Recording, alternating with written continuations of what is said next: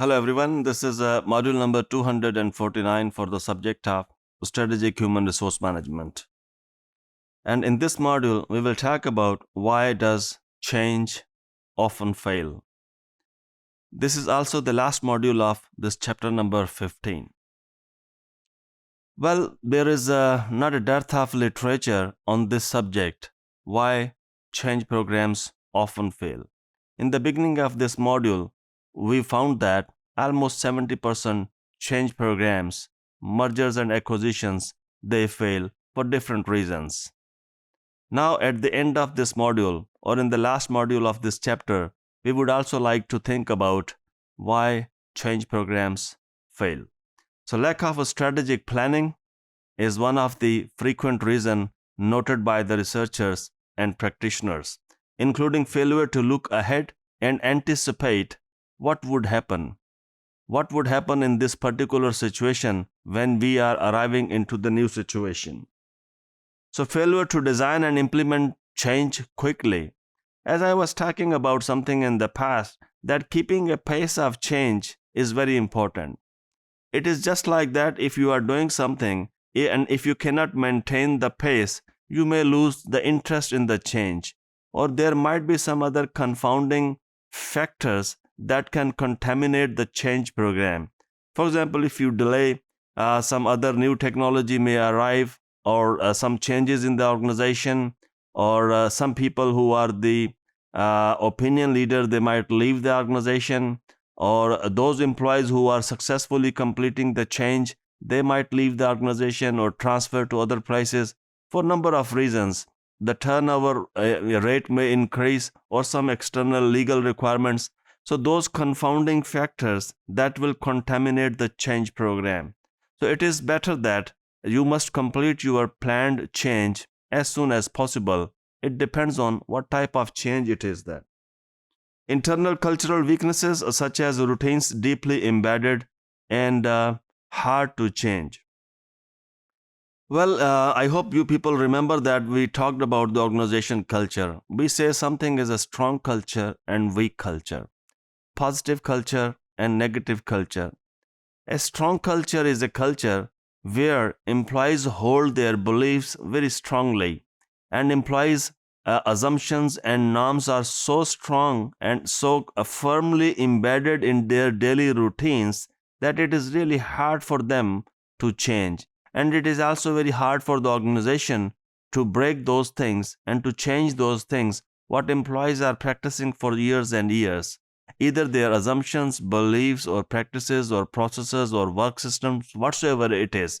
So we say that internal cultural weaknesses, such as routines. So when those routines are very deeply embedded in the system, that employees believe that without that, it is very hard for them to complete what they are doing, or it is not possible, then there would be a difficulty in the change, and that can result in why change programs fail. And this next is the past success. You might have tried to change the organization sometimes in the past. For example, you might have changed the technology in the organization in the past, and you have followed a process. Now it is a time when you want to change the structure of the organization, or you want to change the culture of the organization, and you use the same past strategy, or you believe that because you were successful in the past using that strategy would be good enough this time as well. It may not be, because every time the change is different and it needs a different strategy. So, in summary, Crail's 2007 study of a human resource found that employees' resistance contributes 81% in the failure of the change programs. When you are dealing with the change, fairly speaking, you are dealing with the people. And people side of the organization is the one which is most of the times ignored by the top management or by the organization. If you ignore the people side of the organization, it has been documented that nearly 81% change programs fail just because of employees' resistance. Communication breakdown, this is what I said in the past. It is quite important to keep on communicating with employees and keep on informing that why change is necessary, how it is going to benefit the organization, and how it is going to benefit you.